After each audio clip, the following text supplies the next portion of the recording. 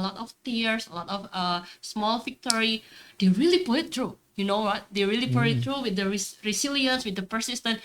They came in with this one product called the potato milk based powder. Potato based milk powder. And I said, right, oh my god.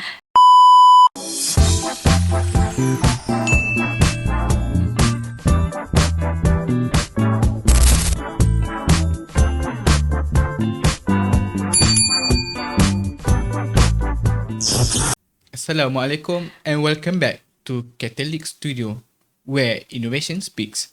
So my name is Muhammad Hazin. So together with my friend, our co-host, Alia Nadia. so we also have a special guest today in our studio. So which is Miss Fabiola and Clarissa from the Universitas Ciputra, Surabaya. So how are you? We're good. We're fine. So We're doing fine here.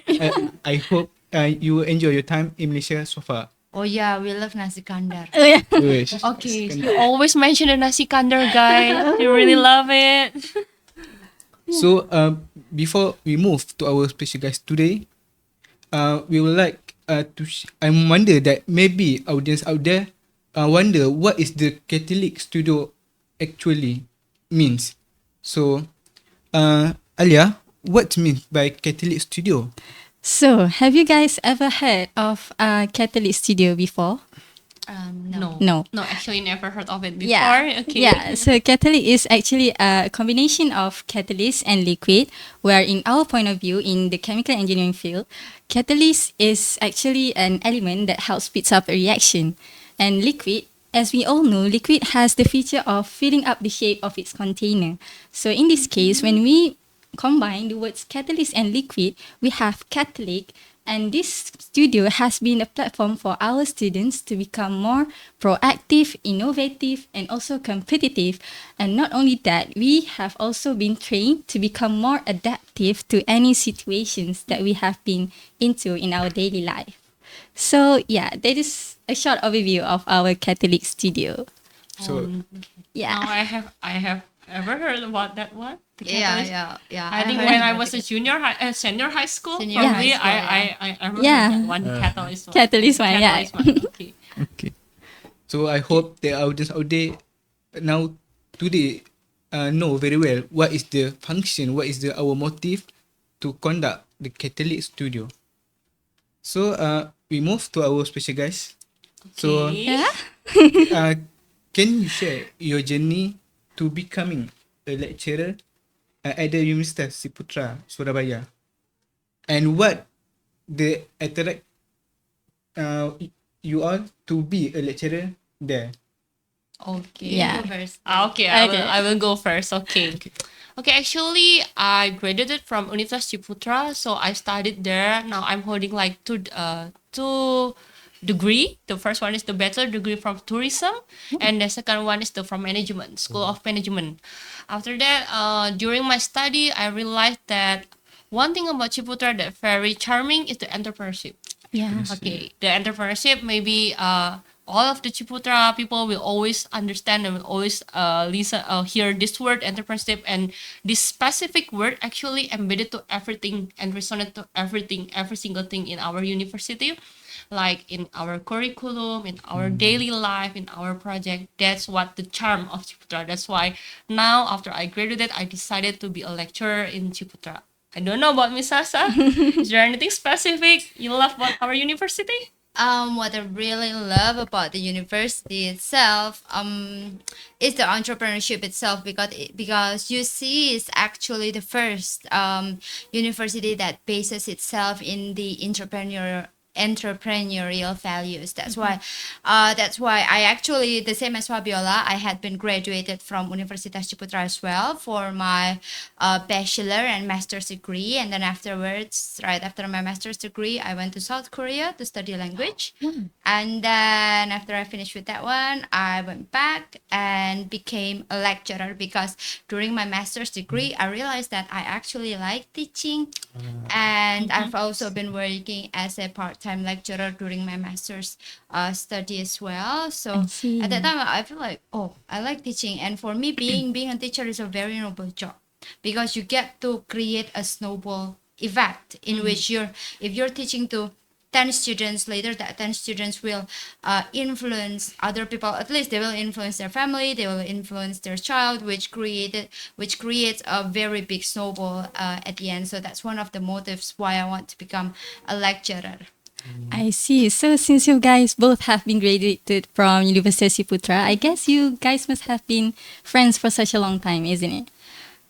Actually, we have been friends since No, we've been friends since the past year. the past Oh. year. Because she's when we are lecturer, actually. yeah. I never met her before when we were studying, actually. Yeah, because I'm actually her senior 4 years. Oh. I'm 4 years her Do senior. we look like 4 years apart? No, because you guys look so like rapat. Yeah. I'm her seniors for 4 years. Oh, I see. And so she joined UC 2 years ago. I Yeah. joined UC 7 years ago. I see. 2017.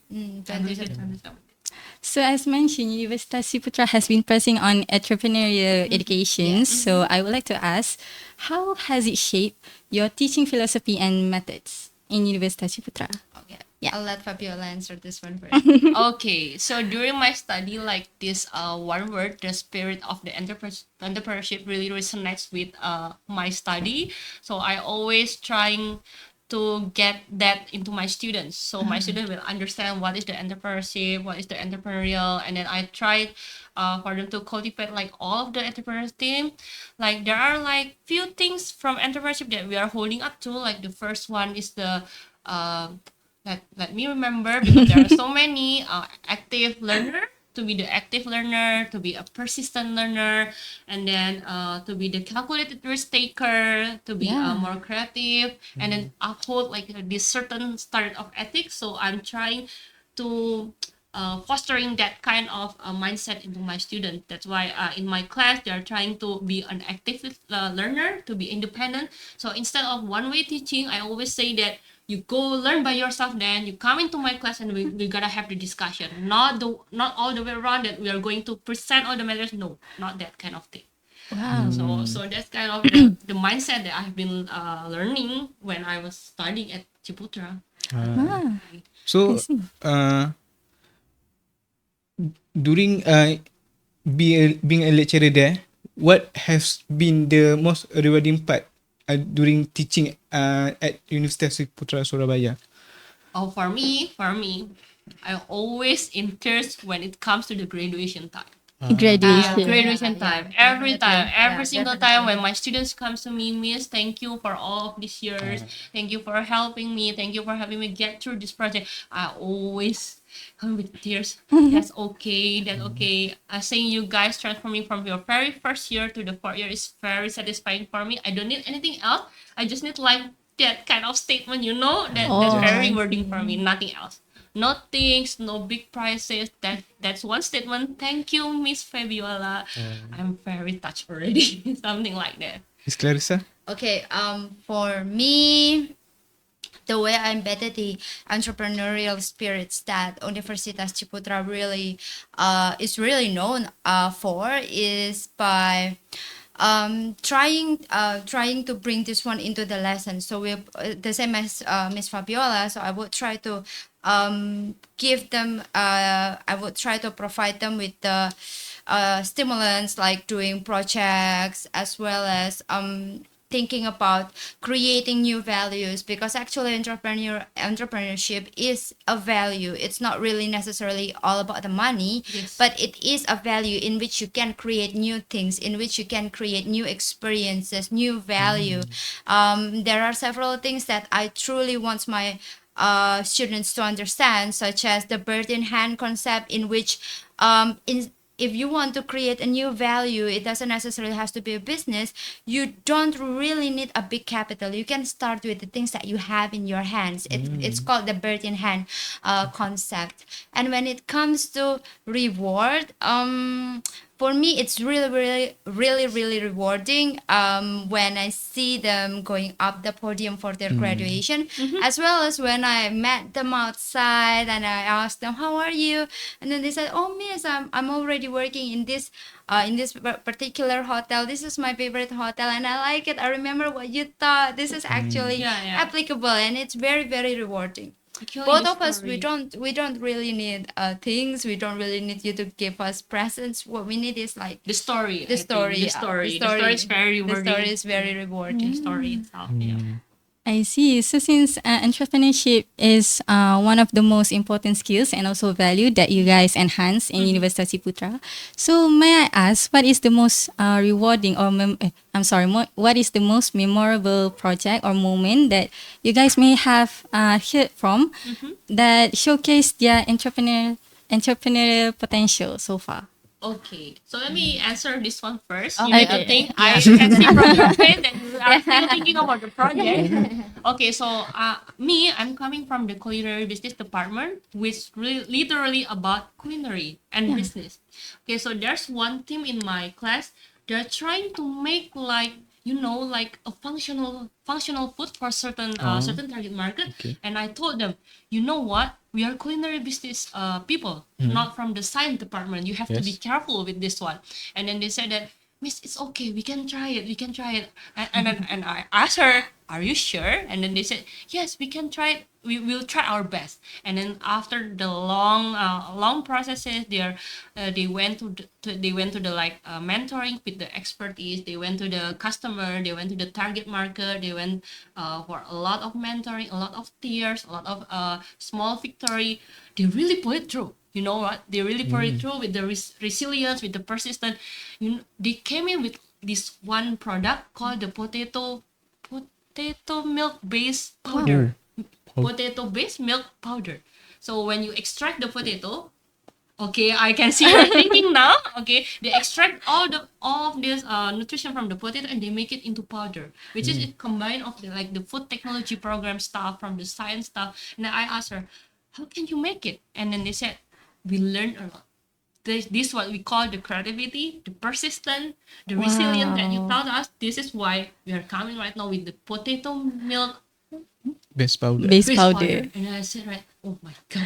That is interesting, like very Yeah, interesting. it's very interesting. So Actually, wonderful. when I asked them, why did you what is your target market? Why did you choose this product? And they say that this product is specifically for someone or for target market that is lactose intolerant. Oh. For the lactose intolerant or with someone with the GERD. You know the Yes. gastro tract disease, right? Yes. That's their target market. So they Got it. really study about the target market. That's really interesting. That's how I see this is the entrepreneurship. Yes. That's really good. That's one of the most rewarding project that I have ever remembered in my life during these past 2 years. I think 2 or 3 years. I think after this podcast, I will also remember the project. Okay.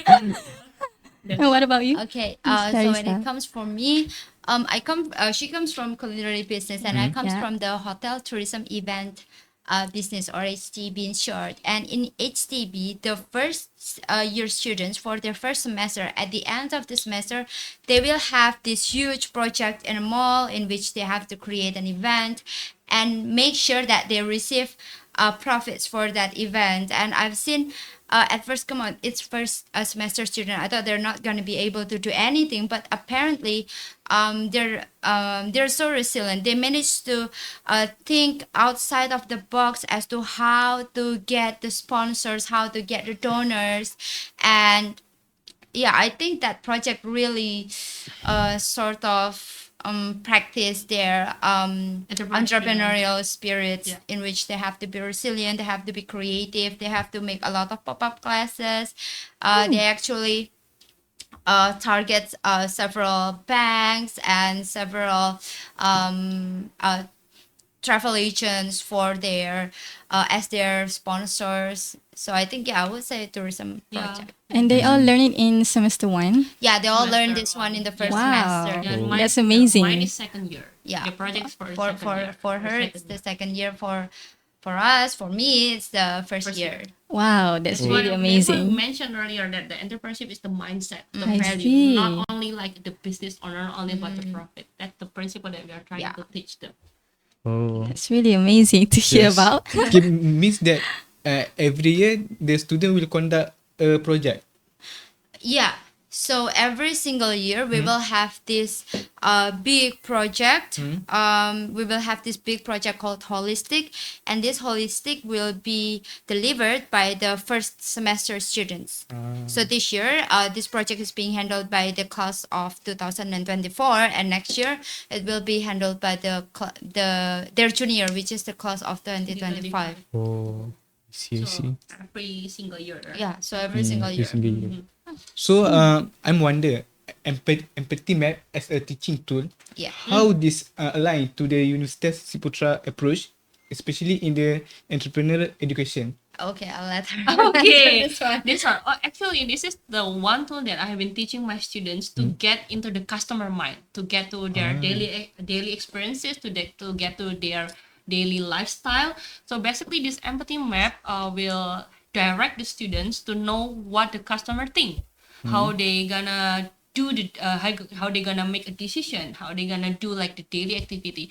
So one of the thing that align with the empathy map from the entrepreneurship is the market sensitivity. Market Yes, market sensitivity. sensitivity. So we know what kind of solution, what kind of service, what kind of product is suitable for the target market. So when you look the one project that I mentioned earlier, when you look at someone with the GERD or with someone with the lactose intolerance, what can we do for them? And then they come with the solution, the potato breast milk, right? And then another one, when we see like this specific customer, what can we do for them? Basically, it's just learning about the customer daily activity, their mindset, their value, and then we create something that's very suitable for that market. That's called the empathy map.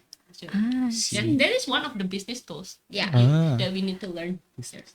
Yeah, and then apart from the team that created potato milk Yeah, powder. potato milk, yeah. Okay, I'm Potato sorry. milk powder. Potato milk powder. Is there any standout example of students of Universitas Ciputra that use the empathy map to create any businesses or innovative standouts? As for the one from HCB, actually one of our alumni, so he had been graduated.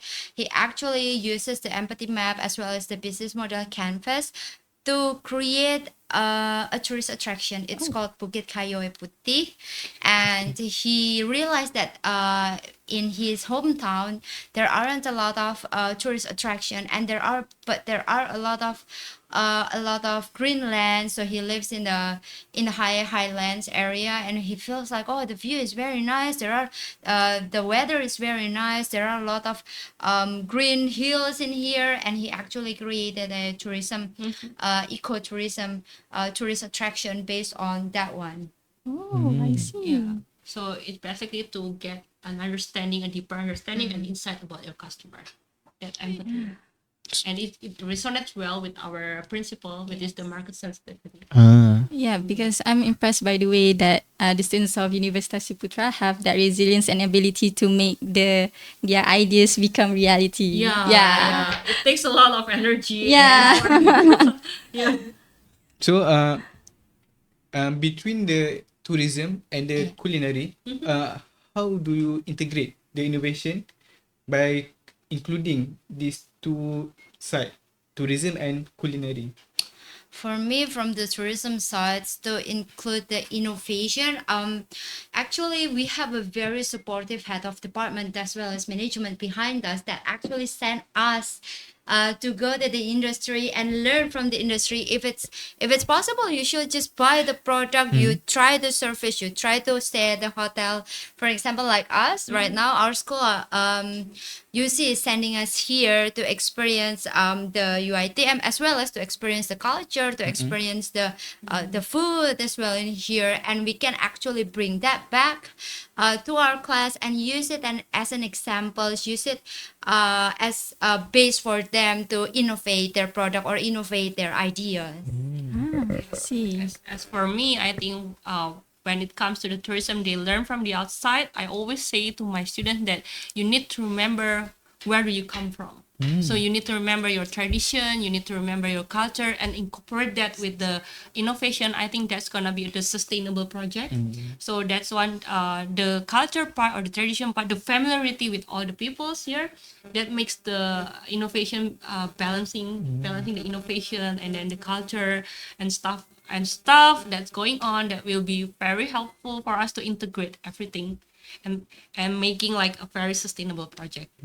I see. So since there are like various projects that have been created, I'm wondering if there are any specific encouragement or teaching that you guys expose to the students at Universitas Ciputra to help in balancing practical business strategies and also creativity. Okay. Yeah. That's a really very easy question for me to answer. Yeah. So basically, everything that they run is a real project. So they need to learn from the industry, and as we know, the industry is a real business. Like this is real. Everything will include the money with the profit, and then they're gonna learn the feasibility study. We call it the feasibility study. So the feasibility basically means, is there someone out there that gonna buy your idea? Is there someone over there that gonna buy your innovation? If not, then don't do it. So as simple as that. So we make like a real project. Do not hallucinate. Do not imagine it. Just do it. Do the research market. Do the feasibility study. And of course, during the project, we are all the facilitators or the lecturer gonna be the mentors. So we're gonna invite like the expertise from the industry. We're gonna invite the expertise. We're gonna invite like the multidisciplinary study program. Another lecturer to give the feedback. So they know that this project that you are aiming is not real. You cannot do it. You cannot do it. This is not real. But the other project like the potato milk, that's real. Because after the feasibility study, the result came in, and then someone's gonna buy it. Yeah. That's the real project. We collaborate with the industry, and then the industry actually buys the whole recipe, and then they produce it. So that's why I think the collaboration with the industry, and then the mentoring part, and then we keep it transparent, clear with the industry, and then we try to make the real project is the key for us to really make it happen, to really make it the project happen. That's great. That's very easy because we do it all the time. We do it every time. That means if usually the project will be conducted by some group. Some group, yes. So means that the university every year will provide a budget. Yes, Yes. of course. Definitely yes. Definitely Yes. So each year for culinary business, they're going to provide a certain money, as well as for mine. For the tourism side, the UC will also provide a certain money for the holistic project, as well as for their for them to practice the tour guiding both locally and internationally. So in the sector of the cross-cultural management Yes. and the global perspective, so how would this subject prepare the student to adapt the global challenge that they might face in the tourism and the culinary industry? Okay. Okay. You teach cross-cultural management, right? So I believe you can answer this Yes, one. okay. So I actually taught cross-cultural management, and here's the thing. We live in a very global world, and some more in the tourism and hospitality industry. This industry actually relates and interacts a lot with a lot of cultures, not just local culture, not just Indonesian culture, but basically all the culture that existed in the world. So by the goal of teaching them cross-cultural management is that I hope one, they understand how to relate with other culture, and the second one is to expose them to different cultures so that they don't get any culture shock when they enter the industry. That's for me. And one of the global challenges is that by them learning cross-cultural management, I hope that they can become they can have a global mindset, which helps them to adapt in anywhere that they go. Yeah, actually, that kind of capacity to adapt, we call it the cultural Agility. Yeah, cultural agility or cultural intelligence, I believe, CQ. That's one that's it the common for us, the someone that working in the hospital, to adapt with different kind of cultures, from the western part, from the eastern part, from the middle east part. Even when we are here, we're trying to understand your culture, Yeah. the Malaysian culture. About I just know that you guys eat the nasi kandar with hen. With hand. Yeah. With hen. Oh. Just like us when we eat nasi padang in Oh. Indonesia. Yeah, we are trying Yes. to learn your culture. We are trying what is the do and the don'ts in Ah, Malaysia, I something like see. that. So that's called the cultural intelligence. So and another part is about cultural cross-cultural management is we are trying to teach them how to empathize. Yeah, how to empathize with other and cultures. everybody, because everybody has different culture, different background, different norm, different what is right and wrong. So that's the thing that we are trying to teach them. You have to know that you have to adapt, because one day if God allow, if God allow, you have to do like to give the service like for international people. Yeah. So you really have to adapt with any kind of situation, that comes from different types of culture, something like that. I see. So it seems like the students of Universitas Ciputra have been teach about the holistic and multiple intelligence mindset, I think. Holistic mindset. Oh yeah, I yeah. believe so. Yeah, of course. And also the Yeah. multiple Yeah. intelligence, yeah. So I'm wondering, how does the student body at Universitas Ciputra contribute to the innovative thinking and also cross-cultural understanding in business development? Okay, actually, the diverse student body, the interaction between them, Yeah. making them more creative.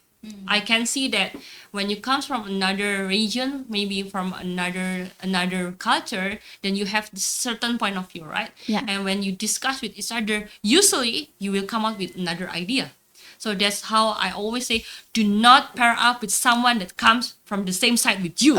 always be in group with someone else, someone that different from you. Yes. So you can what is it called, develop your empathy, you can develop your mindset, and you can see different perspective. That different perspective is really important for the project or for the business, because from that different perspective, usually you will have another idea. Yes. So that's why the interaction between those cultures is very important for the innovation and creativity. Oh, Okay, I see. very interesting, right? Yeah. That's the hospitality word. I think it's very different than chemical, maybe. Yeah. Yeah, it's quite the same, but we're kind of like teach our students to become more holistic in several chemical engineering kind of way. Yeah, you have your own way. That's why we Yeah. need to learn from each other culture, right? Yeah. Because hospitality do have their own culture. The Uh-uh. engineering also have their own culture, something like that. So the mix between those culture. I see. So we all know that during we conduct some projects, some activity, so we cannot avoid the failure. So Yeah.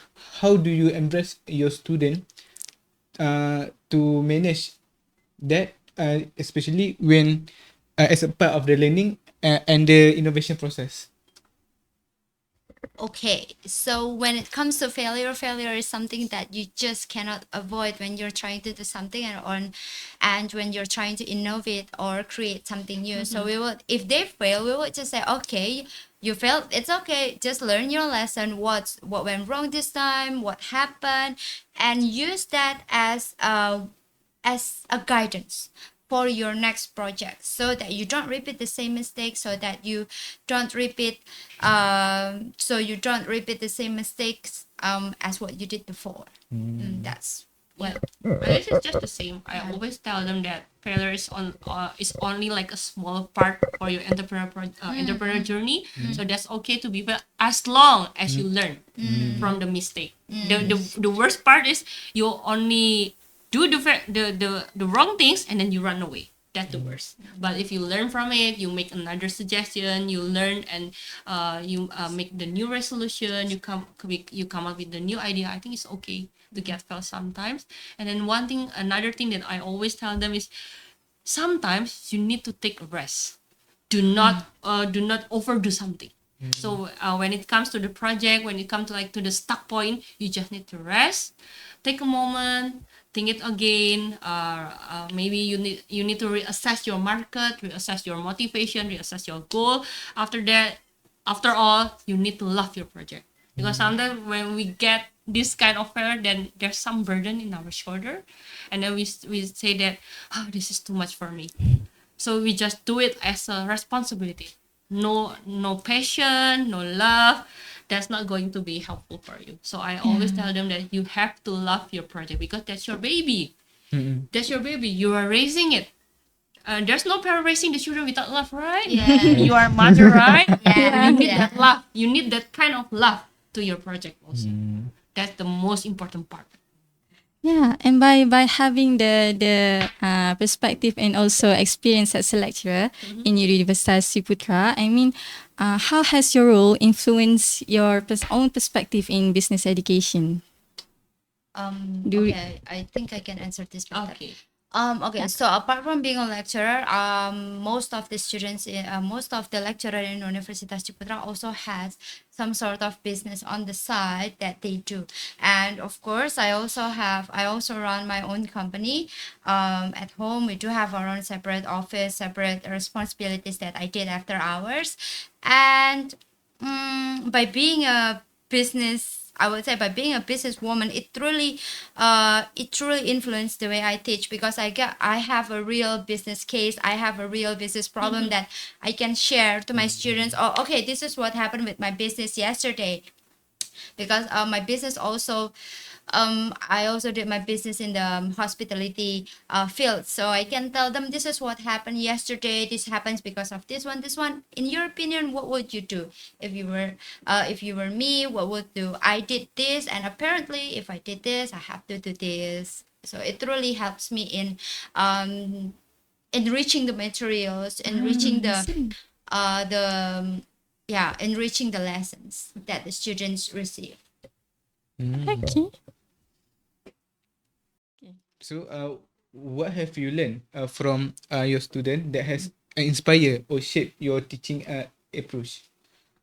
Okay. It's very Well, interesting. It's very interesting because I'm a millennial. So Okay. she's a baby millennial. Baby. Yeah, because she was born in 1996. That's the cutoff year for millennials. Okay, so I'm the baby millennial. Yeah, so you're the Okay. baby millennial. Okay. Yeah. Mhm. And we thought Gen Z. Oh. And it truly, the way they think is a bit different from us. Not a bit. It's totally different. It's totally different. It's from us. totally different. So they actually inspire us to innovate and try to find new things to engage, so that we can engage with them. For example, when I did my bachelor degree, most of my lecturers were quite old, and they would use the old teaching method, like the old colonials teaching method. So I remember I got this one lecturer that would give me this book, that would give me a bunch of journals, and he told us to review at least 4 journals every single week. And I did that, and I managed to pass. But then I realized that I just can't apply the same thing to my students, because they're going to their mind is literally going to get blank. Yeah. I mean, And it then you doesn't get relate. this word. What is it called here in Malaysia? Tantrum. Tantrum, yeah. Tantrum if you Yeah. ask them to read like those bunch Yeah, of those journals. journals. So Like, "Miss, we I cannot do this. yeah, This is too yeah, much." yeah. So This is too much. we have to find another creative way to engage and to actually connect with the students. We use different platforms such as Kahoot or maybe quizzes. We don't even use Mentimeter. Mentimeter is for old people. Yeah. So Because you're sorry. very tech-savvy. Yeah, so we use Kahoot and Oh, The Gen quizzes. Z Quizzes, students yeah. are very tech-savvy, Tech-savy, you know. yeah. So we have to adapt with the technology. We have to Yeah. adapt with the class environment. Yeah. If it's just one way teaching, they will like blank. Yeah. Yeah. They're just Yeah, going to give us especially a blank the class stare. after the lunch, after Yeah. at 1 o'clock, a blank. Yeah. Means I'm very sleepy. So we Yeah. need to catch the attention. Yeah, back. catch their Yeah, attention. to catch the attention. And the type of examples that we give, like the type of videos that we give, we can't just give them like tutorial videos. We have to find something that's funny, that will engage them first, and then we will say that, oh yeah, this kind of thing, this one is not really correct, this is the correct standard. Yeah. I think apart from the technology, the one thing that I really learned from the student is fostering the relationship. Yeah. Because nowadays the student will, it's better to create a better environment. They might think that we are their friends Yeah. or mentors instead Yeah. of like, oh, this one is very old lecturer. They don't want to Yeah, share anything with us. yeah, They don't want to yeah. tell us the thing that they don't understand. But when we act like a friend or mentor, Yeah. usually they will come to us and Yeah. ask us like, Miss, I don't Yeah. really understand about this one. So we know which part that we need to explain Improve more and explain. yeah, I can explain more. So I think that aside from the technology, we need to foster the relationship Yeah. between the lecturer and the student. And considering all the insight that you have shared today, we are so glad to hear about it. And if you could share some advice on the students of Universitas Ciputra itself, or our viewers, or elsewhere in Malaysia, who are considering to start a business in this industry, what would you give advice on? Okay. First and foremost, you're in the service industry, so having a good communication skills is a must. And It's then just like in the class. You're in the class. no, truly, because you're doing a service, and you just cannot give a good service if you don't have a good communication skills. That's And then the second one is you need to have empathy. Again, you learn about the empathy map, you Yeah. learn about the business model canvas, and it is all based on your empathy. You need to understand your customer. What is their pain? What is their gains? What is it that they need? What is it that they want? Because there's a difference between what people want and what they need. So you need to know your market first, and then after you know your market, then you tailor the value that you have from your ideas based on what they need, based on what they want. Instead of just trying to Force push your idea. push your idea to your customer and force them to buy it. It would be better if you start from the customer first. Yeah. I always say to my student like, you know what? Everyone is holiday. Do we agree this one? Yeah. Everyone is holiday, right? Okay, we do agree, miss. The second one, everyone needs food. Yeah. Is that right? Yeah, we do agree on that one. But every single business is targeting the industry too. Everyone thinks the same way. Everyone targeting the hospitality industry. So what can we do? We need to set the value apart. We need to set we need to create the value that tailor-made. She mentioned earlier, right? Tailor-made to the customer. Yeah. And then always it comes back to the spirit of the entrepreneurship. I always say that like if you fail, that's okay. If you find yourself being rejected, that's okay. You just need to be persistent. You need to be resilient, and the last one, you need to be humble. In service industry, you need to be humble. Yeah, you you cannot need to do be like I'm the king, I'm the boss. That's not the way we do. That's not the way we do in the hospitality. I'm not saying that we are the servant, right? Okay, I'm not saying that works, but we need to. Yeah, we are the service provider actually. Yeah, So we're we the provide the service like the genuine service. That's why that will set us apart from the Yeah. other business. So to wrap up our podcast today, is there any last word that our special guest would share to our viewers? You go first. I go first. Okay. I think to start a business or maybe to start a profession here in the business, the hospital industry, the one thing that I always mention to my student is to uphold your integrity. Yeah. To uphold your integrity, because whatever you do in this life or whatever you do in your project, we do need to uphold that integrity, because that will be the base for everything that you do. That will set apart your value, your your entrepreneurship value than the others. So this business or this project is not only about the money, but it's only about it's all about the people in it, the value, the principle, the integrity, not only the money. So I always tell them, you can be successful, yes, definitely. You're smart, you can be successful, but you have to have this one integrity. That one that, please make sure everyone here that watching the podcast, please make sure you do have uphold your integrity. Yeah. Okay. As for me, I do agree with Miss Fabiola. First and foremost, it's integrity, and the second one is the willingness to study. Because the way our world changed, the way the industry changed, and the way the business world changed is very rapid. It's no longer being being measured in years. It is actually being measured in days, in weeks.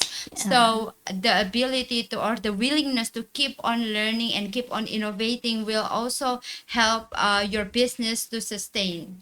I guess that's all. So integrity, willingness to learn. That's part of the entrepreneurship. Yeah, that's part of the entrepreneurial Very entrepreneurial hard to pronounce. mindset. Yeah. The entrepreneurial mindset. Yes, Yeah. yes. It's very And- hard to pronounce. I know, guys. Yes. It's very hard to pronounce. And lastly, please remember that entrepreneur is not just about making profits. It's not just about making value, but entrepreneur spirits is something. It's a concept that you can actually put in your daily life. Yeah, for example, if you're bird on hand, the concept of bird on hand means you have to utilize things that are around you. You can also apply this in your, when you're Daily dealing life. with your assignments. For example, you're having a difficulties, instead of spending money to buy different things, buy technologies that you might not need, you can just ask your friends. Use the bird in your hand. Use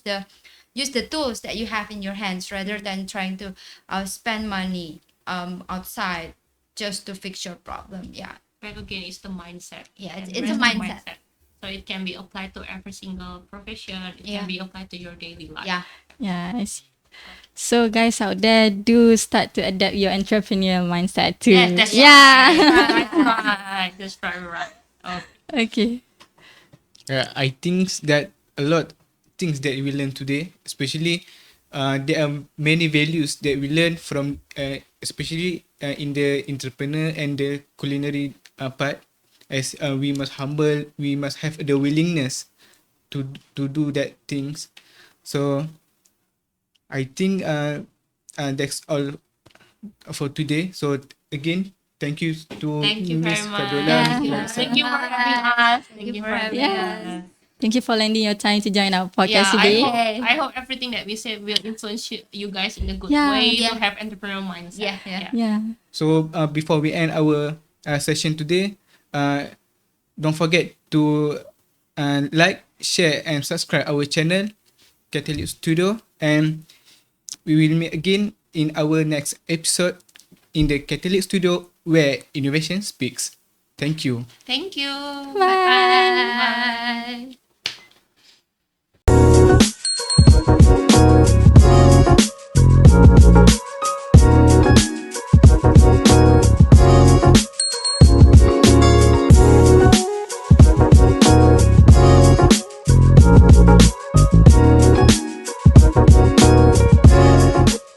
お疲れ様でした。